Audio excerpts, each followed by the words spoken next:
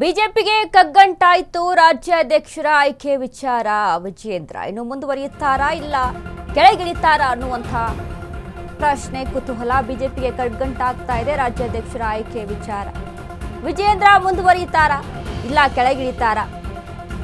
30ಕ್ಕೂ ಹೆಚ್ಚು ನಾಯಕರಿಂದ ಅಭಿಪ್ರಾಯ ಸಂಗ್ರಹಿಸಿದ ವರಿಷ್ಠರು.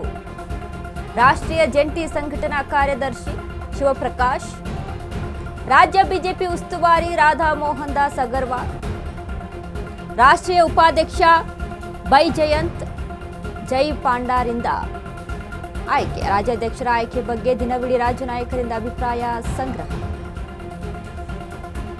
ಬಿಜೆಪಿಗೆ ಕಗ್ಗಂಟಾಯಿತು ರಾಜ್ಯಾಧ್ಯಕ್ಷರ ಆಯ್ಕೆ ವಿಚಾರ.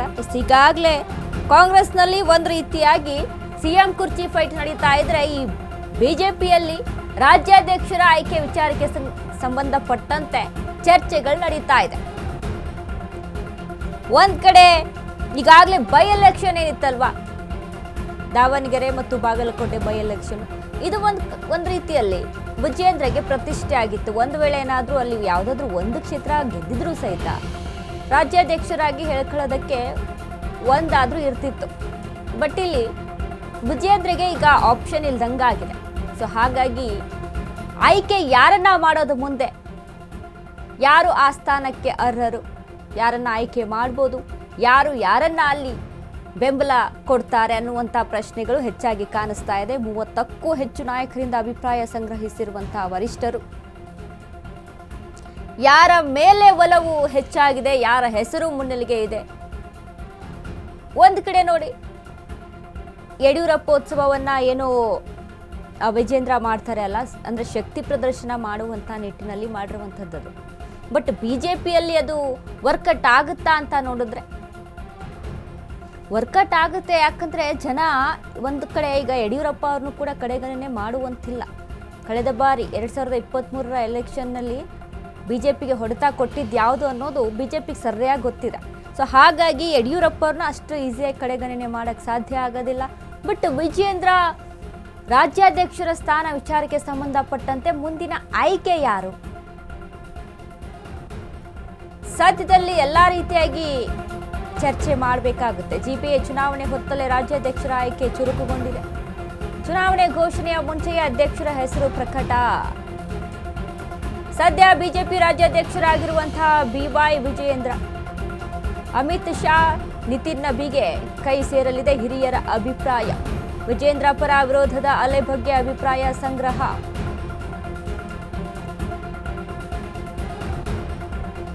GBA ಎಲೆಕ್ಷನ್ ಇದೆ. ಎಲೆಕ್ಷನ್ ಹೊತ್ತಲ್ಲೇ ರಾಜ್ಯಾಧ್ಯಕ್ಷರ ಆಯ್ಕೆ ಮುನ್ನೆಲೆಗೆ ಬರ್ತಾ ಇದೆ. ಚುನಾವಣೆ ಘೋಷಣೆಯ ಮುಂಚೆ ಅಧ್ಯಕ್ಷರ ಹೆಸರು ಪ್ರಕಟ.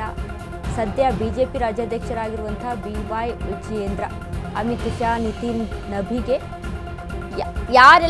ಯಾರ ಅಭಿಪ್ರಾಯ ಏನಿದೆಯಲ್ಲ, ಸಚಿವರು ಹಿರಿಯರು ಯಾವ ರೀತಿಯಾದಂಥ ಅಭಿಪ್ರಾಯ ವ್ಯಕ್ತಪಡಿಸಿದಾರಲ್ಲ, ಅವೆಲ್ಲವೂ ಕೂಡ ಅಮಿತ್ ಶಾ ಮತ್ತು ನಿತಿನ್ ನಬೀನ್ ಕೈಗೆ ಸೇರಿರುವಂಥದ್ದು. ವರಿಷ್ಠರು ಏನು ನಿರ್ಧಾರ ತೆಗೆದುಕೊಳ್ತಾರೆ ಈ ವಿಚಾರದಲ್ಲಿ ಅನ್ನುವಂಥದ್ದನ್ನ ಗಮನಿಸಬೇಕಾಗುತ್ತೆ.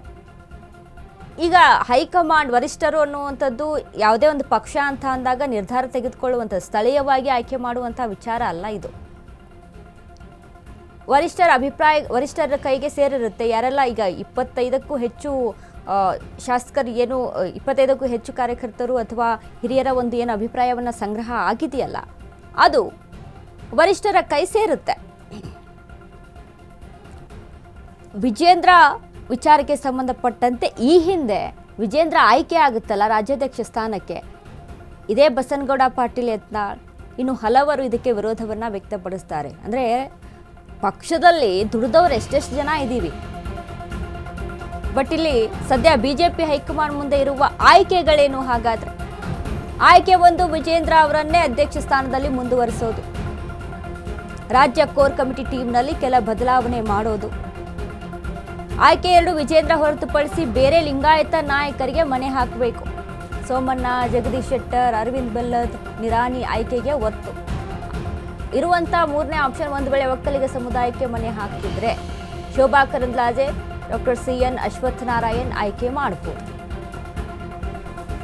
ಬಟ್ ಬಿಜೆಪಿಯಲ್ಲಿ ಅಷ್ಟು ಈಸಿಯಾಗಿ ಲಿಂಗಾಯತರನ್ನ ಅಲ್ಲಿ, ಅಂದರೆ ಬಿಜೆಪಿಗೆ ಹೆಚ್ಚಾಗಿ ಇರುವಂಥ ಮತಗಳು ಯಾರ ಕಡೆಯಿಂದ, ವೋಟ್ ಬ್ಯಾಂಕ್ ಎಲ್ಲಿಂದ ಇದೆ?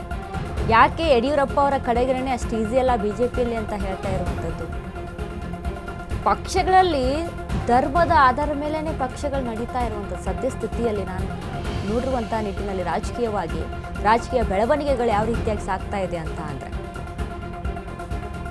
ಬಿ ಜೆ ಪಿಗೆ ಇರುವಂಥ ಆಯ್ಕೆ ಒಂದು ವಿಜೇಂದ್ರ ಅವರನ್ನ ಮುಂದುವರಿಸಬೇಕು, ಇಲ್ಲ ವಿಜೇಂದ್ರ ಇಲ್ಲ ಅಂತ ಅಂದರೆ ಅಲ್ಲಿ ಲಿಂಗಾಯತನ ಮತ್ತು ಬೇರೆಯವರಿಗೆ ಮನೆ ಹಾಕಬೇಕು. ಜಗದೀಶ್ ಶೆಟ್ಟರ್ ಇದ್ದಾರೆ, ಅರವಿಂದ್ ಬೆಲ್ಲದಿದ್ದಾರೆ, ಅಲ್ಲಿ ಮನೆ ಹಾಕಬೇಕಾಗುತ್ತೆ. ಇಲ್ಲ ಅಂತ ಅಂದರೆ ಸೋಮಣ್ಣ ನಿರಾಣಿ ಆಯ್ಕೆಗೆ ಒತ್ತು ಕೇಳಿಬರುತ್ತೆ. ಬಟ್ ಇಲ್ಲಿ ಮೂರನೇ ಆಪ್ಷನ್, ಒಂದು ವೇಳೆ ಒಕ್ಕಲಿಗ ಸಮುದಾಯಕ್ಕೆ ಮನೆ ಹಾಕಿದ್ರೆ ಅಲ್ಲಿ Shobha Karandlaje, doctor C N Ashwathnarayan ಆಯ್ಕೆ ಮಾಡಬಹುದು. ಆಪ್ಷನ್ ಇರುವಂಥದ್ದು ಬಿ ಜೆ ಪಿಗೆ. ಬಟ್ ಅಷ್ಟು ಈಸಿ ಅಲ್ಲ ಲಿಂಗಾಯತ ಸ್ಥಾನವನ್ನು ಅಲ್ಲಿ ಬದಲಾಯಿಸುವಂಥದ್ದು. ಅಂದರೆ ಮೀನ್ಸ್ ಈಗ ಏನು ಲಿಂಗಾಯತ ಅವರಿಗೆ ಅಲ್ಲಿ ಕೊಟ್ಟಿದ್ದಾರೆ ಅಲ್ಲ ರಾಜ್ಯಾಧ್ಯಕ್ಷ ಸ್ಥಾನವನ್ನು, ಅದನ್ನು ಬದಲಾಯಿಸಿ ಬೇರೆಯವ್ರಿಗೆ ಕೊಡುವಂಥದ್ದು ಅಷ್ಟು ಈಸಿ ಆದಂಥ ಕೆಲಸ ಅಲ್ಲ. ಬಿ ಜೆ ಪಿಯಲ್ಲಿ ತುಂಬ ಹೊಡೆತ ಬೀಳುತ್ತೆ. 2023 ಎಲೆಕ್ಷನಲ್ಲಿ ಬಿ ಜೆ ಪಿಗೆ ಯಾಕೆ ಅಷ್ಟು ಹಿನ್ನಡೆ ಆಯಿತು ಅಂತ ಅಂದಾಗ ಇದು ಕೂಡ ಒಂದು ಮುಖ್ಯವಾದಂಥ ಕಾರಣ. ಯಡಿಯೂರಪ್ಪ ಅವರ ಕಡೆಗಣನೆ ಅಲ್ಲಿ ಮೈನಸ್ ಪಾಯಿಂಟ್ ಆಗಿರುವಂಥದ್ದು ಬಿ ಜೆ ಪಿಗೆ. ಯಡಿಯೂರಪ್ಪ ಅವರ ರಾಜಕೀಯ ಜೀವನ